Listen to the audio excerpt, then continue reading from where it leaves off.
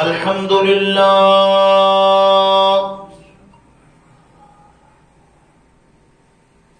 الحمد لله نحمده ونستعينه ونستغفره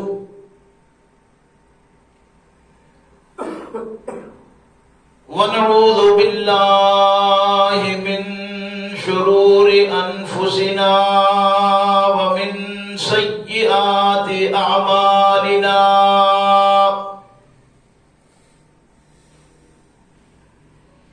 من يهده الله فلا مضل له ومن يضلله فلا هادي له ونشهد أن لا إله إلا الله وحده لا شريك له ونشهد أن محمدا عبده ورسوله أما بعد فإن خير الحديث كتاب الله وخير الهدي هدي محمد صلى الله عليه وسلم وشر الأمور محدثاتها وكل محدثة بدعة وكل بدعة ضلالة وكل ضلالة في النار فأعوذ بالله من الشيطان الرجيم بسم الله الرحمن الرحيم يا أيها الناس قد جاءكم الرسول بالحق من ربكم فآمنوا خيرا لكم وإن تكفروا فإن لله ما في السماوات والأرض وكان الله عليما حكيما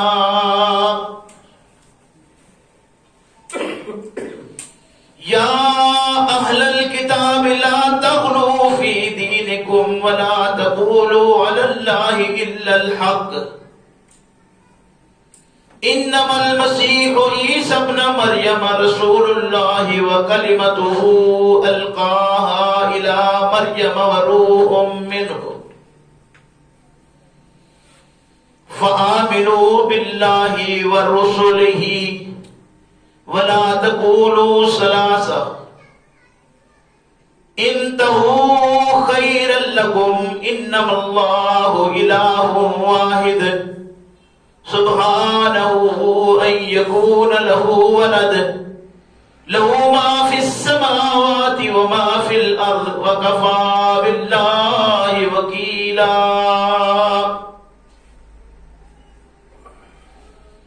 يا أيها الناس قد جاءكم الرسول تحقیق آیا تمہارے پاس رسول صلی اللہ علیہ وسلم بالحق کے حق کے ساتھ من ربکم تمہارے رب کی طرف سے فآمنوا خیرا لکم پس اگر تم ایمان لاؤ تو بہتر ہے تمہارے لیے وَإِن تَكْفُرُوا اور اگر تم کفران کرو فَإِنَّ لِلَّهِ بس بلا شبہ اللہ ہی کے لیے ہے ما فی السماوات والارض جو آسمان و زمین میں ہے وَكَانَ اللَّهُ عَلِيمًا حَكِيمًا اور ہے اللہ جاننے والا حکمت والا یا اہل الکتاب اے اہل کتاب لا تغلوا فی دینکم مت غلو کرو اپنے دین میں ولا تقولوا اور مت کہو تم علی اللہ اللہ پر الا الحق مگر ایسی بات جو سچی ہے حق ہے انما المسیح سوائے اس کے نہیں مسیح عیسیٰ ابن مریم عیسیٰ ابن مریم رسول اللہ اللہ کا رسول ہے، وکلمتہ اور اس کا کلمہ ہے، القاہا الی مریم جو ڈالا اس نے مریم کی طرف، وروح منہ اور وہ اس کی طرف سے روح ہے، فآمنوا بس ایمان لاؤ باللہ اللہ کے ساتھ، ورسلہ اور اس کے تمام رسولوں کے ساتھ، ولا تقولوا ثلاثۃ اور مت کہو تم تین میں سے تیسرا، انتہوا بعد آ جاؤ، خیر لکم بہتر ہے تمہارے لیے، انما اللہ سوائے اس کے نہیں، اللہ الہ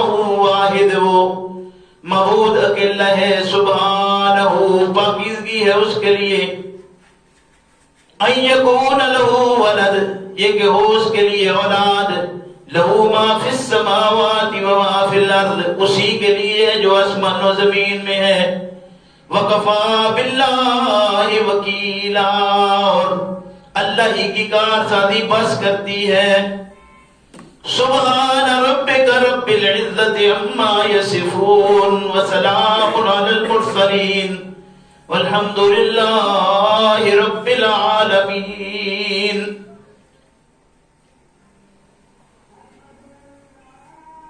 میرے محترم بزرگوں بھائیوں،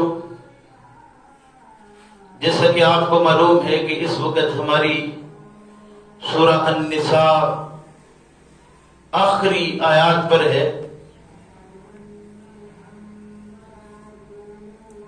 آج کے سبق میں 2 آیات کریمات آپ کے سامنے تلاوت کی گئی ہیں، 170 اور 171 نمبر ہے ان کا۔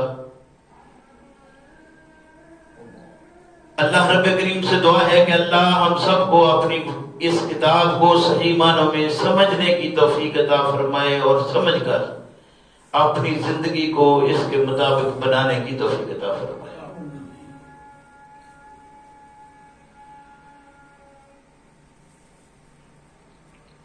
نبی کریم صلی اللہ علیہ وسلم دنیا میں جو تشریف لائے تو صرف اسی شہر جسے آپ مکہ کہتے ہیں، ملک جسے آپ عرب کہتے ہیں یا سعودی عرب کہتے ہیں، یا وہ مخصوص زمانہ جب پیغمبر اسلام صلی اللہ علیہ وسلم کی بعثت ہوئی، اس زمانہ کے صرف لوگوں کے لیے نہیں بلکہ نبی کریم صلی اللہ علیہ وسلم تمام دنیا کے انسانوں کے لیے جو اس وقت تھے، آج ہیں اور تا قیام قیامت جو آئیں گے، تمام ان آنے والوں کے لیے پیغمبر اسلام صلی اللہ علیہ وسلم بشیر بھی ہے اور نذیر بھی۔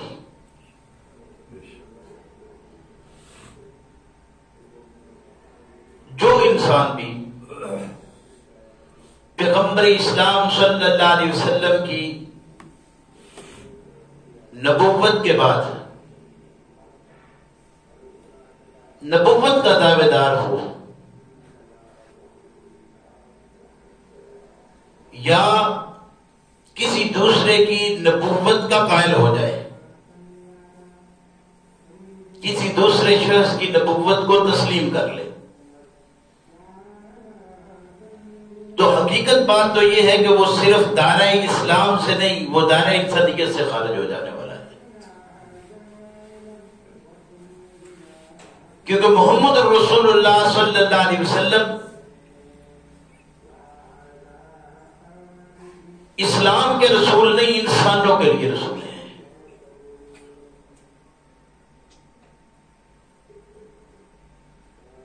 سورہ الاعراف میں اللہ رب کریم نے ارشاد فرمایا کہ یا ایھا الناس، کل فرمایا ہے پیغمبر صلی اللہ علیہ وسلم اعلان کیجئے اے لوگو، یا ایھا الناس انی رسول اللہ الیکم جمیعا، میں تم سب کے لیے اللہ کا رسول بنا کر بھیجا گیا۔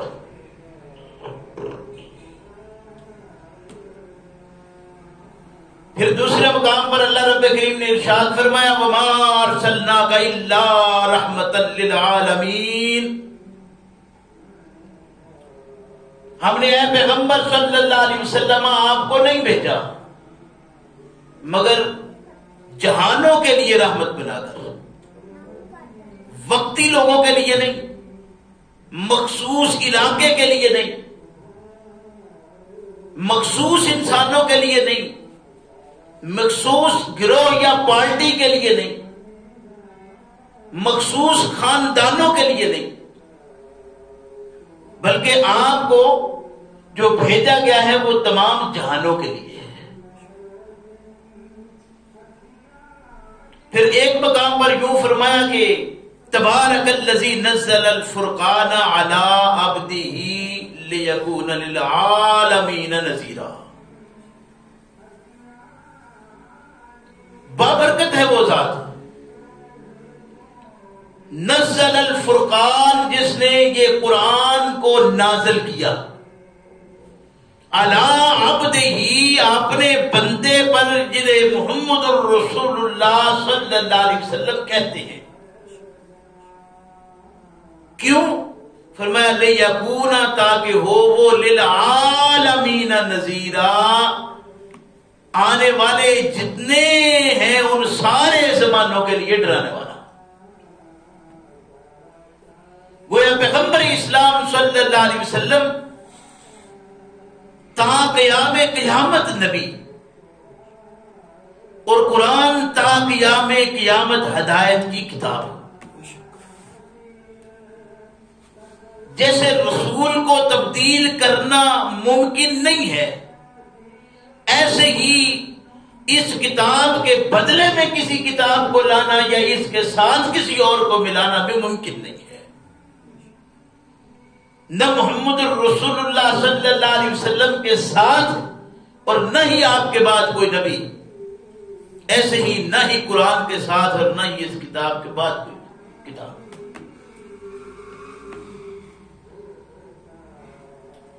مسند احمد کی ایک روایت ہے،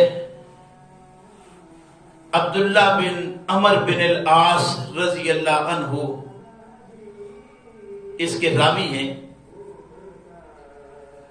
کہ پیغمبر اسلام صلی اللہ علیہ وسلم نے ارشاد فرمایا، میں عمومیت کے ساتھ تمام انسانوں کی طرف بھیجا گیا ہوں، حالانکہ مجھ سے پہلے جو نبی پیغمبر رسول گزر چکے ہیں وہ اپنی اپنی قوم کی طرف بھیجے گئے تھے۔ یہ باتیں تو ہر چیز کی وضاحت کرتی ہے کہ رسول اکرم صلی اللہ علیہ وسلم سے پہلے جو رسول تھے وہ گزر چکے ہیں، لیکن کہنے کو ہم پڑھ جاتے ہیں، کہہ جاتے ہیں، لیکن یاد نہیں رہتی بات۔ ایک مقام پر یوں روایت ہے کہ میرے سے پہلے ہر نبی اپنی اپنی قوم کی طرف مبعوث ہوتا تھا، اور میں تمام انسانوں کے لیے مبعوث ہوا ہوں۔ کہیں روایات میں یہ بات ملتی ہے کہ پیغمبر اسلام صلی اللہ علیہ وسلم نے ارشاد فرمایا کہ میں اور قیامت اس طرح ہے جس طرح یہ دو انگلیاں، یعنی میرے ساتھ قیامت اس طرح ہے جس طرح یہ دو انگلیاں آپس میں اکٹھی ہیں، کہ میرے بعد اب قیامت ہی ہے۔ تو ان ساری چیزوں سے اس بات کی وضاحت ہو جاتی ہے کہ پیغمبر اسلام صلی اللہ علیہ وسلم انسانوں کے لیے رسول بنا کر بھیجے گئے ہیں۔ اور میں یہ بات اکثر عرض کرتا رہتا ہوں کہ اسلام بعد میں ہے، انسان پہلے ہے۔ اگر انسان نہیں ہے تو اسلام آ ہی نہیں سکتا، کیونکہ اسلام انسانوں کے لیے ہے۔ انسانیت ختم ہو جائے تو اسلام والی سیڑھی کا تصور ہی ختم ہو جاتا ہے۔ اسلام تب ممکن ہے جب انسانیت ہو، اور انسانیت یہ شکل و صورت کا صرف نام نہیں ہے، انسانیت بہت کچھ ہے جو سکھاتی ہے، اس کا دائرہ بہت وسیع ہے، اور انسان سارے یہ اپنے زبانوں میں بولتے آئے ہیں، بول رہے ہیں۔ فرمایا یا ایھا الناس، اے لوگوں، قد جاءکم الرسول بالحق من ربکم، حق کے ساتھ تمہارے رب کی طرف سے رسول آ گیا، فآمنوا خیر لکم، ایمان لے آؤ تمہارے لیے بہتر ہے، وَإِن تَكْفُرُوا، اگر تم منکر ہو جاؤ، تم انکار کر بیٹھو، وَإِن تَكْفُرُوا فَإِنَّ لِلَّهِ مَا فِي السَّمَاوَاتِ وَالْأَرْضِ، تو یاد رکھو کہ زمین و آسمان میں جو کچھ بھی ہے وہ سارے کا سارا اللہ ہی کے لیے ہے۔ دوسری جگہ سیدنا موسیٰ علیہ السلام نے اپنی قوم کو مخاطب کر کے یہ ارشاد فرمایا تھا، ان تکفروا، اگر تم کفر کرو گے۔ سیدنا موسیٰ علیہ السلام اپنی قوم کو کہتے ہیں، ان تکفروا انتم فمن فی الارض جميعا، تم ہی صرف نہیں، جتنے روئے زمین پر بسنے والے ہیں وہ سارے اللہ کا انکار کر جائیں، اللہ کی تعلیمات سے منکر ہو جائیں، اللہ کے رسول کا انکار کر دیں، فإن اللہ لغنی حمید، تو اللہ غنی ہے اور تعریف کیا گیا ہے، اللہ کا کوئی نقصان یہ نہیں کر سکتے، سارے مل کر بھی اللہ کا کوئی نقصان نہیں کر سکتے۔ وَإِن تَكْفُرُوا فَإِنَّ لِلَّهِ مَا فِي السَّمَاوَاتِ وَالْأَرْضِ، اگر تم اس کا انکار کرو گے تو یاد رکھو کہ اللہ ہی کے لیے ہے جو آسمان و زمین میں ہے، وَقَالَ اللَّهُ عَلِيمًا حَكِيمًا، اور اللہ جانتا بھی ہے اور حکمت والا بھی ہے، اس کے علم میں ہے کہ کون تسلیم کرنے والا ہے اور کون منکر ہے۔ یہ بتانے کی کوئی ضرورت نہیں کہ کوئی بتائے گا تو پتہ چلے گا، اللہ جانتا ہے کہ کون مانتا ہے اور کون انکار کرنے والا ہے۔ فرمایا یا اہل الکتاب، اے اہل کتاب،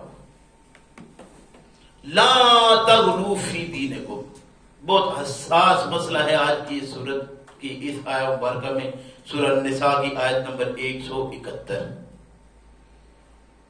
تفہیم طلب باتیں ہیں، سوال و جواب کی خواہ گنجائش رکھنے کی بجائے قرآن کی طرف رغبت کریں تو انسان کو تفہیم ہو جاتی ہے۔ مضمون اور نفس مضمون کو اگر غور سے پڑھیں گے سمجھیں گے تو انشاءاللہ بات وضاحت خود کر دے گی اپنا خود۔ یا اہل الکتاب، اہل کتاب، اہل کتاب میں دو گروہ معروف ہیں، آپ جانتے ہیں، یہود بھی اور نصارہ بھی۔ لا تغلو فی دینکم، اپنے دین میں غلو سے کام مت لو، یا غلو کہتے ہیں حد سے تجاوز کرنا، اور خصوصی طور پر غلو کا لفظ بولا جاتا ہے جب کسی کی قدر و منزلت میں تجاوز کیا جائے، اسے کہتے ہیں غلو، قدر و منزلت میں تجاوز کر جانا۔ یہود نامسعود وہ تھے جنہوں نے سیدہ مریم کو اچھی نظر سے نہیں دیکھا تھا۔ وجہ کیا تھی؟ وجہ یہ ہے کہ پیدائش سے پہلے سیدہ مریم منظورہ ہو چکی تھی، سورہ آل عمران میں تفصیل اس کی گزر چکی ہے، اور چند جمعے پہلے بھی یہ آیات اسی مطابق آئی تھی، تو میں نے عرض کیا تھا کہ چونکہ سیدہ مریم پیدائش سے پہلے ان کی والدہ نے نظر مانی تھی، اور اس نظر کی شکل میں سیدہ مریم جب بچپن اپنا گزارتی ہے ہیکل میں،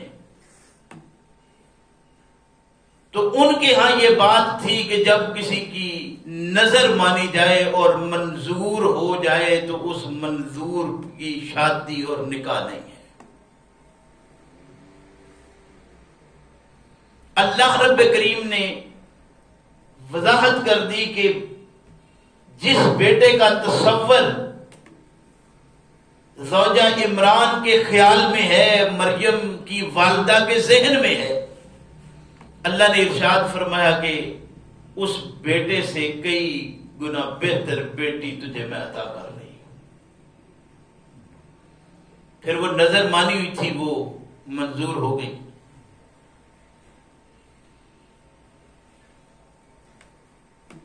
اب چونکہ ان کے ہاں ایک یہ رواج پائی ہوئی بات تھی، اسلام کا یہ مسئلہ نہیں تھا تجرد بیٹھنا ان کا کہ آپ کو مجرد رہنا ہے، شادی نہیں کرنی، یہ قومی رسم تھی ان کی، اور قومی رسوم کے خلاف قوم برداشت نہیں کرتی۔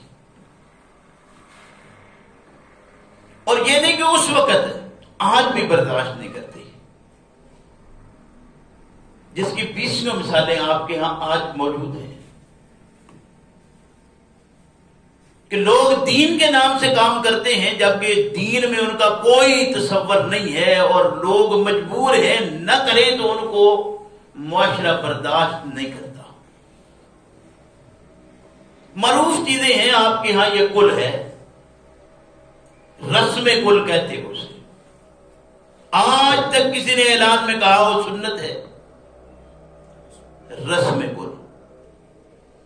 لیکن اگر کوئی نہیں کرتا تو اس کو اتنا برا گردانا جاتا ہے کہ الامان والحفیظ، مجبور ہو کر ہمارے لوگوں نے اس سے نکال کر یوم السبت کی طرح، ان یہودیوں کی اس بیماری کی طرح رکھنے نکال کر یہ صورت پیدا کر دی ہے کہ کوئی بات نہیں، اجتماعی دعا ہے۔ پھر وہ اجتماعی دعا کو آگے مزید پکا اور پختہ کرنے کے لیے یہاں تک کہہ دیا جاتا ہے کہ دیکھیں جی وہاں بیان ہوگا، لوگ اکٹھے ہوں گے، اور اکٹھ میں تو پھر بہرحال بات حق جو ہے وہ پہنچانا بنتا ہے۔ اور پھر اس پر ہم اپنی طرف سے وہ احادیث پیش کریں گے کہ دیکھیں جی جب اکٹھ ہو تو اس اکٹھ میں پھر پیغام پہنچانے کا ایک موقع بن گیا ہے، لہذا یہ ایک طریقہ کار ہم نے بھی نکال لیا ہے، اس لیے کہ یہ ایسی قومی رسم ہے کہ اس کے خلاف ممکن نہیں رہا۔ ہمارے ہاں کہنا سننا کسی حد تک، لیکن ہمارے لوگ بھی اس رسم بد سے بچے ہوں، کوئی نہیں۔ پھر جانا نہ، ہماری معاشرتی مجبوریاں ہیں، کون ہے جو اس طرح بائیکاٹ کر دے کہ میں اس پر جانے کے لیے تیار ہی نہیں؟ برادری نہیں رہتی، خاندان نہیں رہتا، شادیاں بیاہ ایسے خاندانوں میں ہیں، ان کی مجبوریاں ہیں، آگے لوگ ہیں ان کی مجبوریاں ہیں، یعنی کہیں نہ کہیں مجبوری میں زندگی میں آپ کو ایسے موقعوں پر جانا بنتا ہے کیا؟ رسم کل چھوڑ نہیں سکتے۔ اسی طرح یہ تیجا ہے، 7واں ہے اور 40واں ہے، پھر بارات ہے۔ کوئی برا گرداتا ہے اس کو، کہتے ہیں جی کچھ نہیں، چلو 2 4 10 20 40 آدمی ہیں، برات لمبی چوڑی نہیں، کہ چلو 20 30 آدمی آ جائے۔ پھر اس پر ان رسومات کی پختگی، اور کہتے ہیں جی پھر آخر برا کیا ہے اس میں، آخر کیا ہے جی کھانا ہی ہے نا، ایک مل کے اکٹھا ہونے کا بہانہ ہے ایک۔ بھئی یہ ساری چیزیں جو اس وقت ہمارے ہاں ہیں، وفات پر کھانا ہے، کیا ہے یہ سارا رسم ہی تو ہے، لیکن ان رسومات کو جو قومی رسمیں ہیں ان کو چھوڑنا ہم چاہیں بھی تو چھوڑ نہیں سکتے، مجبوریاں ہیں۔ پھر اسی طرح کی اور کتنی چیزیں ہیں، وراثت میں حصہ، ہبا کہتے ہیں جی بیٹوں کو اپنی زندگی میں یاد رکھیے. روایات میں ایک روایت یوں بھی ملتی ہے، پیغمبر اسلام صلی اللہ علیہ وسلم کے پاس ایک صحابی آئے، یا رسول اللہ صلی اللہ علیہ وسلم، میں اپنا فلاں غلام اپنے اس بیٹا کو ہبا کر رہا ہوں کہ میں اپنا غلام اپنے بیٹے کو دیتا ہوں، میرے بیٹے کی خدمت پر یہ مامور ہے. اور آپ پیغمبر صلی اللہ علیہ وسلم اس بات پر گواہ ہو جائیے تاکہ کل میرے مرنے کے بعد اس پر میری خاندان میں کوئی مسئلہ کھڑا نہ ہو. اٹھائیے کتب روایات کو. پیغمبر اسلام صلی اللہ علیہ وسلم نے پوچھا کہ کیا یہ باقی بچوں کو بھی اسی طرح غلام دے رہے ہو؟ یا رسول اللہ صلی اللہ علیہ وسلم نہیں، اس بچے کی کچھ باتیں اس طرح بتائی کہ یہ معاملات ہے، اس کی ضرورت ہے، میں چاہتا ہوں اس کو دے دوں تاکہ اس کے لیے مشکل نہ بنے. بعض روایات میں یوں بھی ہے کہ 2 بیویاں تھیں، یہ دوسری بیوی کا تھا، بعد میں آیا، چھوٹا تھا، اس کی پرورش کے لیے اس کو، یعنی اس طرح کی باتیں موجود ہیں روایات میں. پیغمبر اسلام صلی اللہ علیہ وسلم نے ارشاد فرمایا کہ میں ظلم پر گواہ بننے کے لیے نہیں آیا. چھوٹی سی بات ہے، دین کا مسئلہ ہی نہیں سمجھ آتا اس سے، لیکن ہماری وراثت کیا، ہبوں میں جس طرح کے کام کیے جا رہے ہیں، گویا بچہ ایک ہو، 4 ہوں، بیٹیاں ہیں یا بیٹے ہیں، جو ایک کو دینا ہے وہی دوسرے کو بھی دینا لازم ہے. اگر نہیں کرتا تو مجرم ہے اللہ کے ہاں، اور یہ ظلم ہے. لیکن ہمیں وہ روایات سامنے آتی ہیں جو ہمیں پھاڑ کر دوسروں سے الگ کر دیں، اور ہم اپنی ایک جماعت کا نیا نشان اور نیا ڈنڈا کھڑا کر کے اپنے ایک سلسلہ پیٹ کا بنا رہے. اس کے سوا ہمیں روایات نظر نہیں آتی. یعنی پیغمبر اسلام صلی اللہ علیہ وسلم نے جس بات پر ارشاد فرمایا، آج ہمارے ہاں کہیں یہ رواج ہے کہ اپنی اولاد میں ایک کو دینا ہے تو دوسرے کو بھی. بیٹے کو دیا، بیٹی کو محروم کر دیا، ایک کو دیا، باقیوں کو محروم کر دیا، بیٹوں کو دے دیا، بیٹیوں سب کو محروم کر دیا. یہ سارے رواج ہمارے ہاں موجود ہیں. تو نبی اکرم صلی اللہ علیہ وسلم نے اسے ظلم قرار دیا اور فرمایا ظلم پر میں گواہ بننے کے لیے نہیں آیا. آپ اندازہ کیجئے کہ یہ باتیں کہنا جتنا آسان ہے، کہیں عمل ان کا ہے. تو عرض یہ کر رہا تھا کہ جو باتیں رواج پا جائے نا، ان کے خلاف مشکل تھا اور آج بھی مشکل ہے. ان کے ہاں یہ رواج تھا. آج بھی میں نے پچھلے اس طرح جب یہ آیات تھی میں نے عرض کیا تھا کہ آج بھی نصارہ میں یہ چیز موجود ہے کہ ان کے ہاں جس کو سسٹر بنا دیا جاتا ہے کہ یہ سسٹر ہے، یہ لقب یا عہدہ جسے مل گیا وہ نکاح نہیں کر سکتی. اور وہ کہتے ہیں کہ اگر کوئی اس طرح کر لے تو اس پر خداوند خدا کا عذاب آتا ہے. ان کی یہ قومی رسم آج بھی ہے. فرمایا یا اہل الکتاب لا تغلو فی دینکم، غلو سے کام نہ لو. یہود نے غلو کیا تو کیا کیا کہ انہوں نے سیدہ مریم کو جو انہوں نے سلسلہ بنایا جس پر قومی پابندیاں تھیں، عوام نے پابندیاں لگائی ہوئی تھیں، ان پابندیوں کے خلاف رسول اکرم صلی اللہ علیہ وسلم کے اپنے زمانہ میں متبنہ کو بیٹا بنا لیا جاتا، یعنی منہ بولا بیٹا ہے. تو منہ بولا بیٹا سارے معاملات میں ایسے ہی ہوتا جیسے حقیقی بیٹا ہے. یہ رواج تھا ان کا.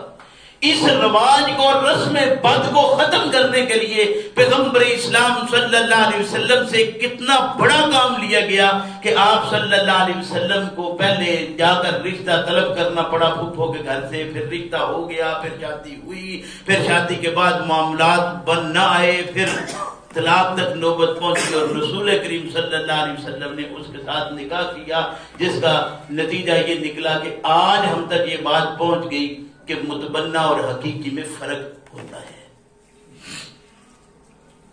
ورنہ آج ہمارے ہاں بھی، لیکن ابھی بھی ہمارے ہاں اس کے باوجود ابھی یہ صورتحال ہمارے ہاں موجود ہے کہ جس نے بچہ پرورش کیا ہے، خامد فوت ہو گیا ہے، تو وہ عورت اپنے بچے کے ساتھ نکاح کر سکتی ہے، لیکن کرنے کو کوئی تیار ہے؟ معاشرہ کرنے دے گا؟ کہ کوئی جوڑا ایسا ہے ان کی اولاد نہیں ہے، بچہ انہوں نے لے کے پرورش کر لیا ہے، ظاہر ہے دونوں میاں بھی تھے، بچہ کسی کا لے کے پرورش کر لیا، اب گھر میں بچہ پلا بڑا جوان ہوگا، اتفاق سے انسان ہے، موت اس کے ساتھ ہے، جہاں عورت فوت ہو سکتی ہے مرد بھی فوت ہو سکتا ہے، مرد فوت ہو گیا ہے. اب وہ بچہ جو انہوں نے پرورش کیا ہوا ہے، ان کے نام سے لکھا ہوا نہیں، تسلیم ہے کہ یہ ہمارا نہیں، اس کے باوجود کیا وہ عورت اب اس بچے سے نکاح کرنے کو تیار ہے؟ نہیں کر سکتی. شرعی طور پہ کر سکتی ہے یا نہیں؟ شرعاً جائز ہے، لیکن معاشرہ اجازت ہے، اور معاشرے کے خلاف کوئی کرے تو اسے کوئی بیٹھنے بھی نہیں دیتا. یہود نے سیدہ مریم کو اس لیے بیٹھنے نہیں دیا. ابھی بات کوئی رہ گئی ہے؟ یہ وجہ تھی کہ سیدہ مریم لا تغلو فی دینکم جو کہا کہ یاد رکھیے یہ تم غلو سے کام نہ لینا. یہود و نصارہ لا تغلو فی دینکم، دین میں غلو سے کام مت لو. غلو کیا تھا ان کا؟ کہ انہوں نے سیدہ مریم کو صحیح نہ سمجھا، ان سے ہو گئی دشمنی. جس سے دشمنی ہو جائے، جس سے ناراضگی ہو جائے، قوم جس سے ناراض ہو جائے، اس کی ہر ایک چیز کے ساتھ حتیٰ کہ اس کے جانوروں تک سے بھی نفرت ہوتی ہے. آج بھی یہ بات ایسے ہی ہے. یعنی آپ کسی کے ساتھ آپ کے پرخاش ہے، کوئی خرابی چل رہی ہے، اور خرابی کی نوبت افرادی ہو تو بھی، لیکن قومی خرابی ہو تو اس کے ساتھ تو کوئی اٹھنا بیٹھنا نہیں، تصور ہی کوئی نہیں. وہ تو وہ رہ گیا، اس کا آگے کوئی جانور بھی ہو تو وہ برا لگتا ہے. اور اگر برا نہ لگے تو میں عرض کر دوں، صالح علیہ السلام قوم کو پسند نہیں تھے. اونٹنی تو وہی تھی جو چوپائے ہوتے ہیں، چوپایا کو کوئی 5 پاؤں والی تو نہیں تھی. وہ صالح علیہ السلام کی اونٹنی کے 6 پاؤں تھے. قوم نے برداشت کی تھی، قوم نے وہ برداشت نہیں کی تھی، حالانکہ اونٹنی تھی، جانور ہی تھا. گویا جب کسی کے ساتھ اپنے اندر خرابی آ جائے قومی، تو اس کی کوئی چیز بھی برداشت نہیں ہوتی. تو بالکل اسی طرح سیدہ مریم کے ساتھ تو ان کی اس وجہ سے بن گئی، ٹھن گئی. اب ان کے بیٹے کو کیسے وہ برداشت کرتی؟ اس کے لیے مسائل بنے اور کئی طرح سے بنے کہ سیدہ مریم کو یہود نے برداشت نہ کیا، بیٹے کو کیسے کرتے ہیں. اور دوسری طرف نصارہ تھے، انہوں نے سیدہ مریم کو بڑھایا ان کے اصل مقام سے، تو ان کو بڑھا کر خدا تک لے گئے، اور مسیح کو خداوند خدا کہا تو مسیح کی ماں کو خداوند خدا کی ماں کرتا. آج بھی ان میں یہ بات ہے، کچھ لوگ ایسے ہیں جو مانتے ہیں. تو یہ افراد اور تفرید تھا جو قومی طور پر یہود میں اور نصارہ میں پایا جاتا تھا. چونکہ یہ دونوں اہل کتاب ہیں، اللہ رب کریم نے ارشاد فرمایا لا تغلو فی دینکم، اہل کتاب دین میں غلو سے کام نہ لو. ولا تقولوا علی اللہ الا الحق، اور مت کہو اللہ پر مگر وہ بات جو حق ہے. آپ پورا قرآن پڑھ جائیے. یہود نے سیدنا عیسیٰ علیہ السلام کو صحیح النسب نہیں مانا. تو نصارہ نے کہیں ابن اللہ کہا، کہیں اللہ کا تیسرا حصہ کہا. پورا قرآن ہے آپ کے سامنے، کہیں اللہ کا جوز قرار دیا ہے اور کہیں اللہ کا بیٹا قرار دیا ہے. اس کے علاوہ کوئی تیسری چیز تو ہے ہی نہیں. قرآن کہتا ہے کہ وَلَا تَقُولُوا عَلَى اللَّهِ إِلَّا الْحَقِّ، مت کہو تم اللہ پر مگر وہ بات جو حق ہے. إِنَّمَا الْمَسِيحُ عِيسَى ابْنُ مَرْيَمَ رَسُولُ اللَّهِ. إِنَّمَا الْمَسِيحُ سوائے اس کے نہیں مسیح، عیسیٰ ابن مریم، عیسیٰ ابن مریم.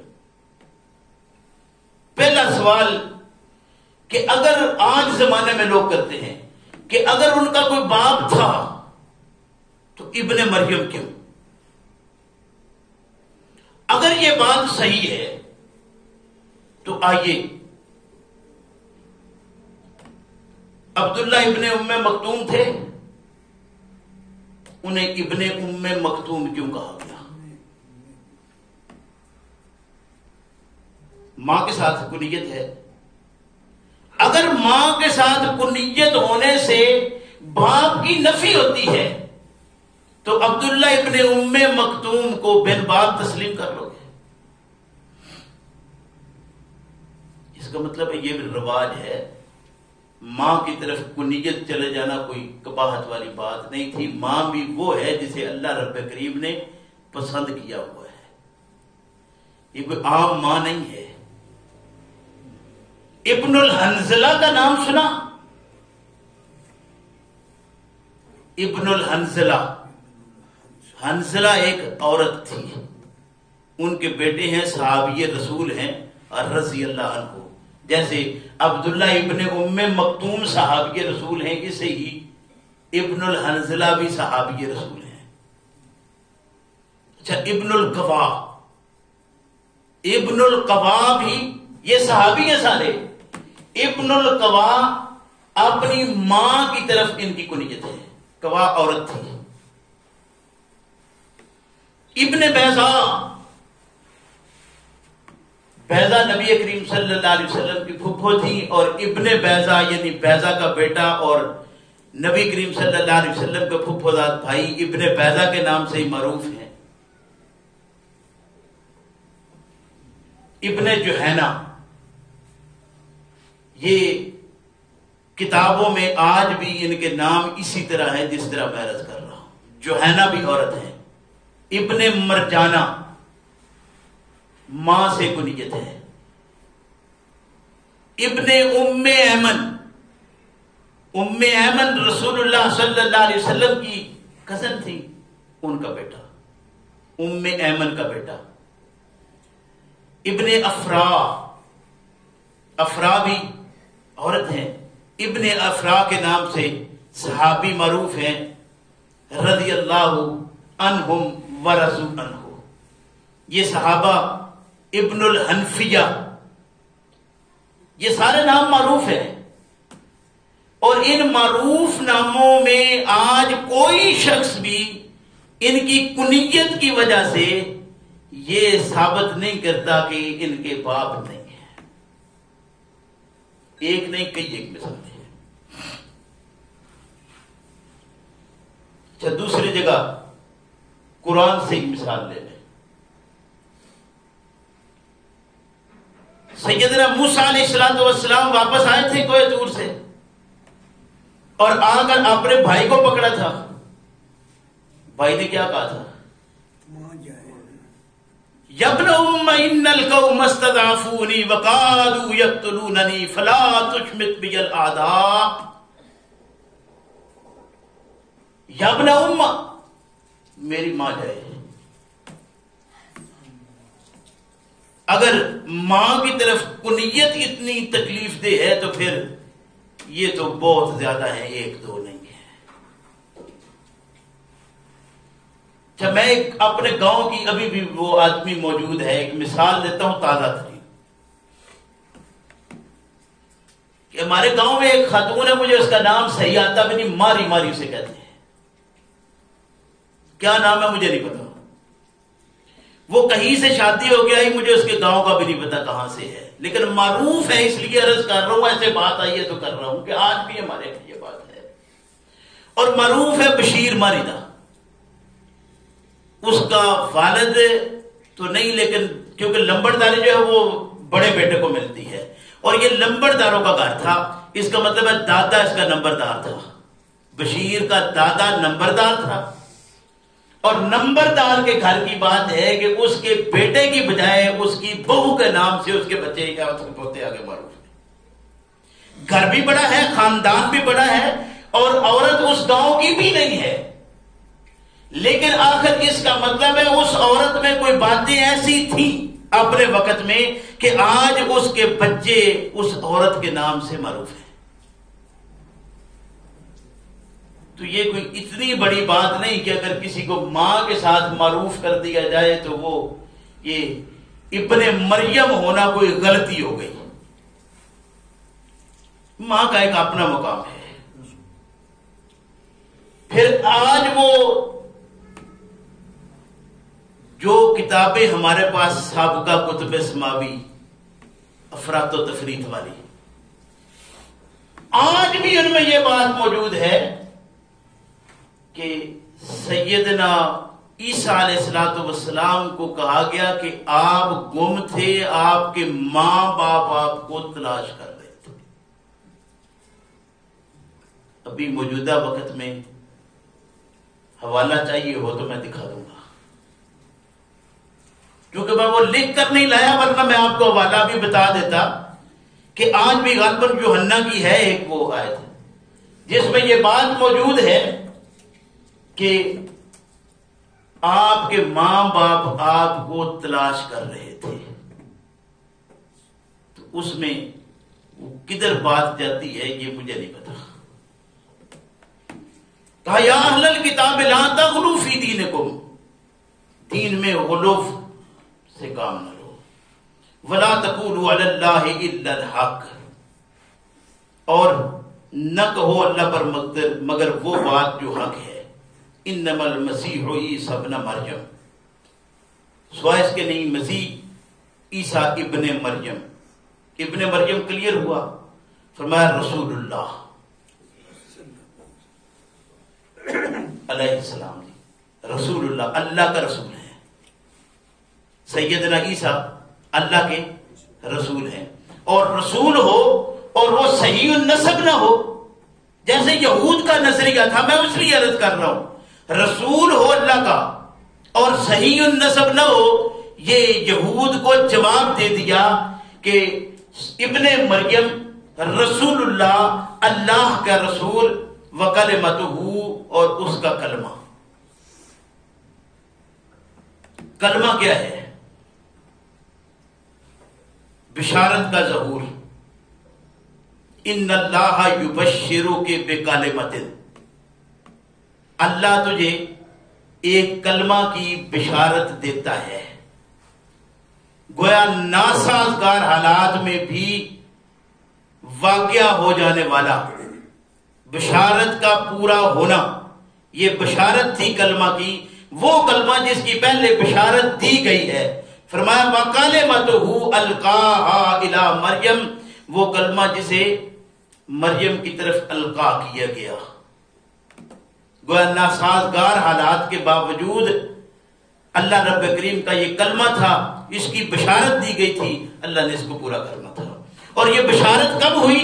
بہت عرصہ پہلے، یہ ابھی کی بات نہیں، ابھی عیسیٰ علیہ السلام کا کوئی تصور نہیں ہے، پہلے اس کی بشارت آ گئی ہے۔ اور یہ بشارت ایک نبی کی نہیں، کئی ایک انبیاء کی۔ سیدنا اسحاق کی ماں کو بشارت ہوئی تھی، سیدنا اسماعیل علیہ السلام کی ماں کو بشارت ہوئی تھی، یحییٰ کی والدہ کو بشارت ہوئی تھی، قرآن ان پر گواہ ہے، اور موسیٰ علیہ السلام کی ماں کو بھی بشارت ہی ہوئی تھی۔ جیسے ان انبیاء کی ماں کو بشارت ہوئی تھی، بالکل ایسے ہی سیدنا عیسیٰ علیہ السلام کی والدہ کو بھی بشارت ہوئی تھی۔ اور پھر روایات میں آتا ہے پیغمبر اسلام صلی اللہ علیہ وسلم نے ارشاد فرمایا انا دعوت ابی ابراہیم، میں اپنے باپ ابراہیم کی دعا کا نتیجہ ہوں۔ ابراہیم علیہ السلام نے کس زمانے میں دعا کی تھی؟ جب وہ اپنے بیٹے اسماعیل کے ساتھ بیت اللہ کی تعمیر نو میں مصروف ہے، اس کی بنیادیں رکھ رہے ہیں اور ساتھ دعا کرتے ہیں۔ پیغمبر اسلام صلی اللہ علیہ وسلم نے ارشاد فرمایا کہ میں اپنے باپ ابراہیم کی دعا کا نتیجہ ہوں۔ تو اس سے بھی یہ بات پتہ چلتی ہے کہ یہ بشارات پہلے بھی تھیں، گویا پہلے انبیاء علیہ السلام کو یہ بشارت تھی کہ محمد رسول اللہ صلی اللہ علیہ وسلم کو آنا ہے۔ یہی وجہ ہے کہ ساری کتب میں پیغمبر اسلام صلی اللہ علیہ وسلم کا ذکر خیر موجود ہے۔ تو اس میں کوئی ایسی بات کہ یہ کب بشارت ہوئی، کیسے ہوئی، یہ کلمہ کیسا تھا؟ فرمایا کلمتہ القاہا الی مریم وروح منہ۔ اب بات آ جاتی ہے روح کی کہ وہ کیا ہے۔ انشاءاللہ ایک ایک بات کو کوشش ہے کہ واضح ہو اور اس پر بعد میں بحث نہ کی جائے، بلکہ کوشش کی جائے کہ قرآن کھلا جائے، اس کو سمجھا جائے۔ فرمایا روح منہ، روح کیا ہے؟ ما بہل حیات، ایسی چیز جس سے زندگی ملتی ہے، وہ روح ہے۔ جیسے کہا قل الروح من امر ربی، یہ امر ربی ہے اور ہر ایک روح، آپ کے جسم میں میرے جسم میں روح ہی ہے اللہ کی، اور وہ امر ربی ہے۔ فرمایا روح منہ، ما بہل حیات، جس سے زندگی ملتی ہے اسے کہتے ہیں روح۔ اب زندگی دو طرح سے ہے، ایک زندگی ہے جسے حسی زندگی کہتے ہیں اور ایک ہے مانوی۔ حسی زندگی ہے جیسے حواس خمسہ سے ہم پہچان کر لیتے ہیں، حسی زندگی جس سے چلنا، پھرنا، اٹھنا، بیٹھنا، بولنا، سننا، سمجھنا، یاد کرنا، یہ ساری چیزیں حسی ہیں۔ یہ حسی زندگی ہے۔ مجھے، آپ کو، جانوروں کو، یہ سارے آپ دیکھتے ہیں، وہ سنتے ہیں، بولتے ہیں، کچھ چلو سمجھتے ہیں، کچھ نہیں سمجھتے، لیکن جانور بھی یاد رکھتے ہیں۔ جانوروں کو یاد رہتا ہے کہ کس نے، اور بڑا بڑا لمبا، ہمارے ہاں معروف ہے کہ اونٹ جتنا اپنا دشمن یاد رکھتا ہے کوئی نہیں رکھ سکتا۔ یہ زندگی ہے حسی، محسوسات سے جس کا تعلق ہے، اور ایک زندگی ہے جسے مانوی، یہ روح ہے۔ روح کو میں عرض کر رہا ہوں کہ روح دو طرح سے ہے، ایک روح یعنی زندگی کیا ہے، حیات کیا ہے جس سے زندہ ہے، وہ دو طرح پر ہے، ایک حسی ہے، دوسری مانوی ہے۔ مانوی ہے جیسے اخلاق ہے، رحم و کرم انسان کرتا ہے دوسرے کے اوپر، سخاوت، محبت، یہ حیات مانوی ہے۔ قرآن کو روح کہا گیا اس لیے کہ یہ بھی حیات مانوی ہے اور شفا بھی مانوی ہے اس کی۔ اللہ رب کریم، کیونکہ روح کے ساتھ تعلق ہے نا، یہ روح کے لیے شفا ہے، یہ بات بھی یاد رکھیے۔ قرآن روح کی شفا ہے، جسم کی شفا نہیں ہے۔ قرآن جسم کی شفا نہیں ہے کہ اس بازو میں درد ہے ادھر باندھ لو، بچے نہیں ہو رہا ہے تو یہ باندھ دو، کوئی چیز لکھواؤ اور یہ دیوار پر چسپاں کروا، یہ اس لیے نہیں ہے۔ قرآن روح کو غذا ہے، اس کی روح کی شفا ہے۔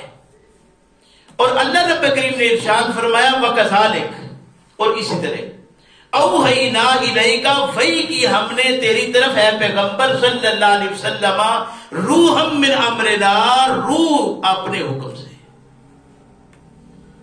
وہ کیا وحی کی؟ قرآن، یعنی قرآن جو ہے یہ مانوی روح قرآن۔ وَكَذَلِكَ أَوْحَيْنَا إِلَيْكَ رُوحًا مِّنْ أَمْرِنَا، اپنے امر سے ہم نے روح تیری طرف وحی کی ہے، اور وہ اللہ کی کتاب ہے قرآن، جس کا تعلق روح کے ساتھ ہی ہے، اور روح کی بیماریاں جو ہیں ان کی شفا بھی اللہ رب کریم نے قرآن میں رکھی ہے، اس میں کوئی شک نہیں ہے۔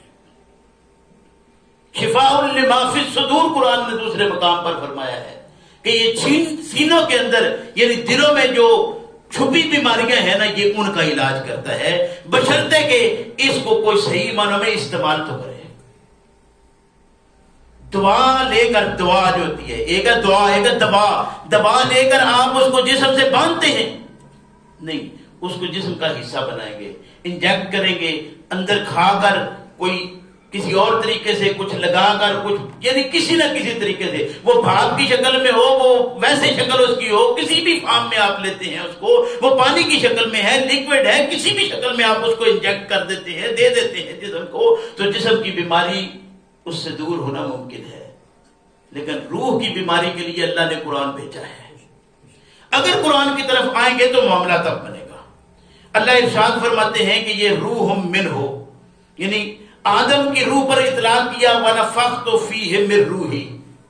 میں اب کیونکہ وقت ختم ہو رہا ہے، میں ایک دو باتیں صرف عرض کر کے اپنا مکمل کروں مضمون۔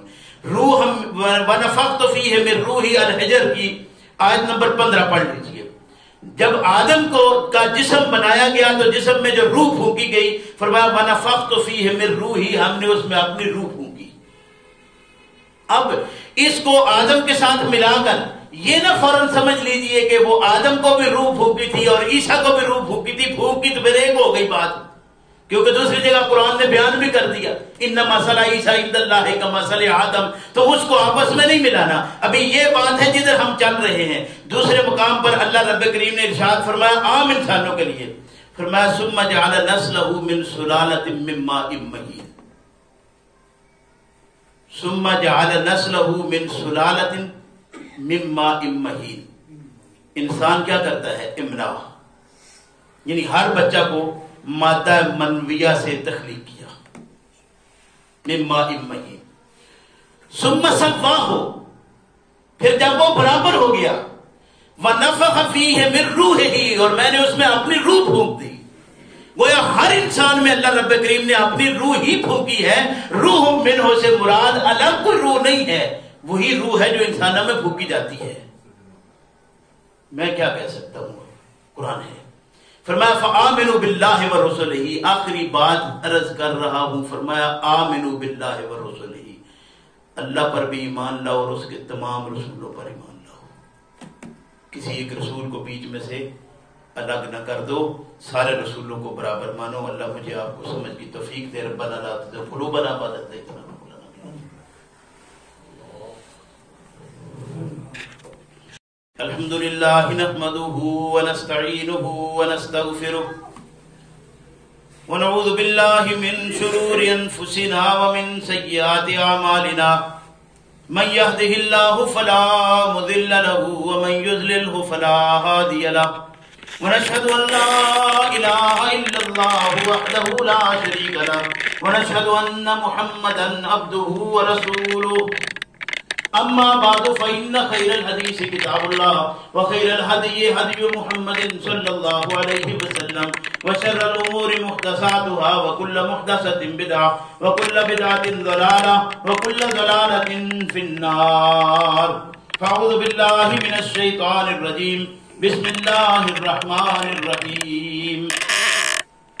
يا أهل الكتاب لا تغلوا في دينكم ولا تقولوا على الله إلا الحق، إنما المسيح عيسى ابن مريم رسول الله وكلمته ألقاها إلى مريم وروح منه، فآمنوا بالله ورسله ولا تقولوا ثلاثة انتهوا خيرا لكم، إنما الله إله واحد سبحانه أن يكون له ولد، له ما في السماوات وما في الأرض وكفى بالله وكيلا۔ میرے محترم بھائیو بزرگوں، وقت ختم ہو رہا ہے۔ آیا مبارکہ کا جو مضمون فرمایا فآمنوا باللہ ورسلہ، اللہ اور اس کے تمام رسولوں پر ایمان لاؤ، ولا تقولوا ثلاثہ، اسے تین مت کہو کہ تین میں سے تیسرا ہے، انتہوا خیر لکم، باز آ جاؤ تمہارے لیے بہتر ہے، اس بات سے باز آ جاؤ تمہارے لیے بہتر ہے۔ گویا سیدنا مسیح علیہ الصلوۃ والسلام کوئی ما فوق الفطرت شاید نہیں ہیں، بلکہ آپ اب اللہ کے رسولوں میں سے ایک رسول ہیں، اور جیسے باقی اللہ نے رسول بھیجے ایسے ہی سیدنا عیسیٰ علیہ السلام کو بھی دنیا میں مبعوث فرمایا ہے۔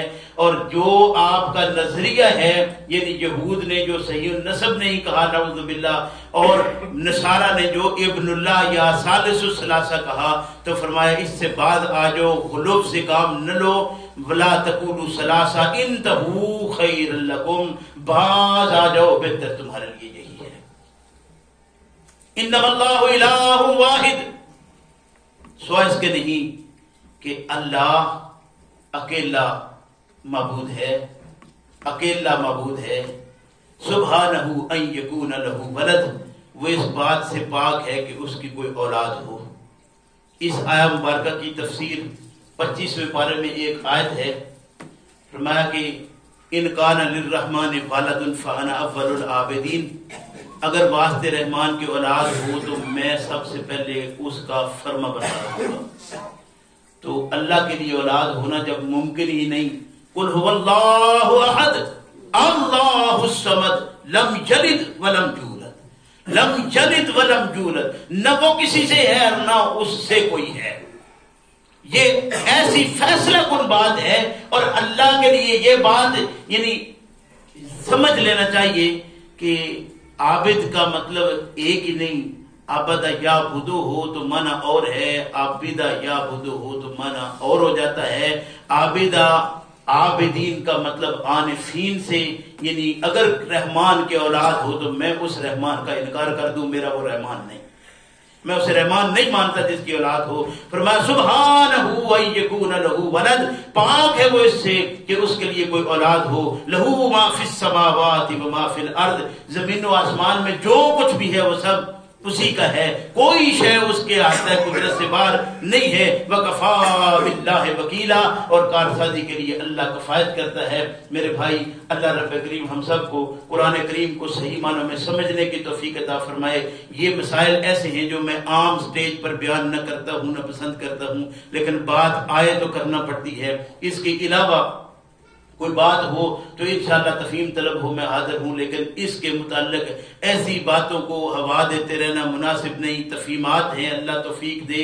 قرآن سے میں سیکھا، اپنے وڈیروں سے پڑھا، اب انہوں نے آگے پڑھا، یعنی جہاں دوسری طرف روایت چلتی ہے اسی طرح اس طرف بھی ایک روایت چلتی ہے، تو اس روایت کو اپنی جگہ قائم رکھنا، قرآن و سنت پر دماغ لڑاتے ہوئے سوچتے رہنا، سمجھتے رہنا، تفہیمات لیتے رہنا میرا، آپ کا، ہم سب کا حق ہے۔ اللہ مجھے آپ کو توفیق عطا فرمائے۔ ربنا لا تزغ قلوبنا بعد إذ هديتنا وهب لنا من لدنك رحمة إنك أنت الوهاب۔